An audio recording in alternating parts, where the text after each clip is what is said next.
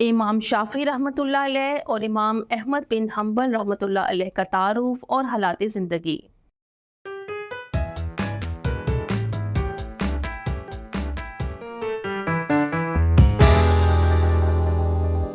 السلام علیکم عزیز طلبہ طالبات، میں آپ سب کو مون لائٹ انٹرنیشنل پبلشر کے ڈیجیٹل تعلیمی پلیٹ فارم پر خوش آمدید کہتی ہوں۔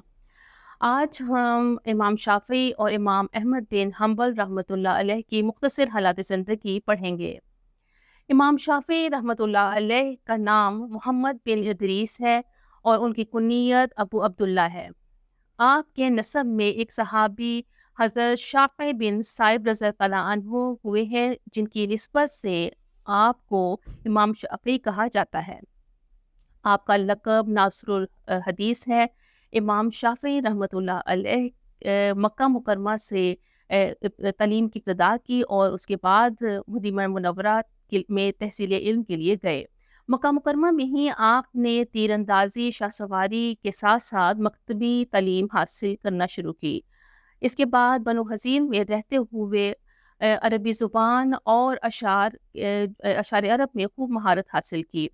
امام شافعی رحمۃ اللہ علیہ فرماتے ہیں کہ میں نے 7 سال کی عمر میں قرآن مجید حفظ کیا اور جب امام موطا کی کتاب موطا حفظ کی تب میں 10 سال کا تھا۔ امام شافعی رحمۃ اللہ علیہ اسلام کے مایہ ناز محدثین اور فقہا میں شمار ہوتے ہیں، اور آپ نے اصول فقہ کے موضوع پر سب سے پہلے کتاب لکھی جس کا نام کتاب الام ہے۔ آپ بہت بڑے محدث، فقیہ اور مجتہد ہونے کے ساتھ ساتھ عربی زبان کے بہترین شاعر تھے۔ آپ کی شاعری کا ایک دیوان بھی موجود ہے۔ بہت سے علماء اور فقہا اور محدثین فقہ آراء میں امام شافعی کی پیروی کرتے رہے ہیں، اور آج بھی آپ کے پیروکار پوری دنیا میں پھیلے ہوئے ہیں۔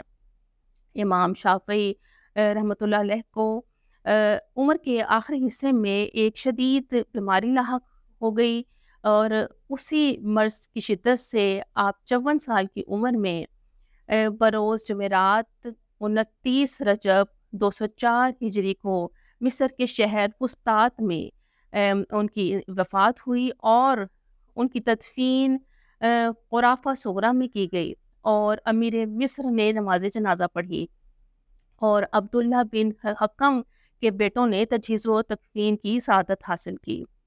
امام احمد بن حنبل رحمۃ اللہ علیہ کی پیدائش ربیع الاول 164 ہجری میں ہوئی، اور آپ کے والدین نے اپنا وطن خراسان ترک کر کے بغداد میں سکونت اختیار کی، جہاں آنے کے بعد چند ماہ کے بعد امام احمد بن حنبل پیدا ہوئے، اور ان کے والد 30 سال کی عمر میں ہی انتقال کر گئے تھے۔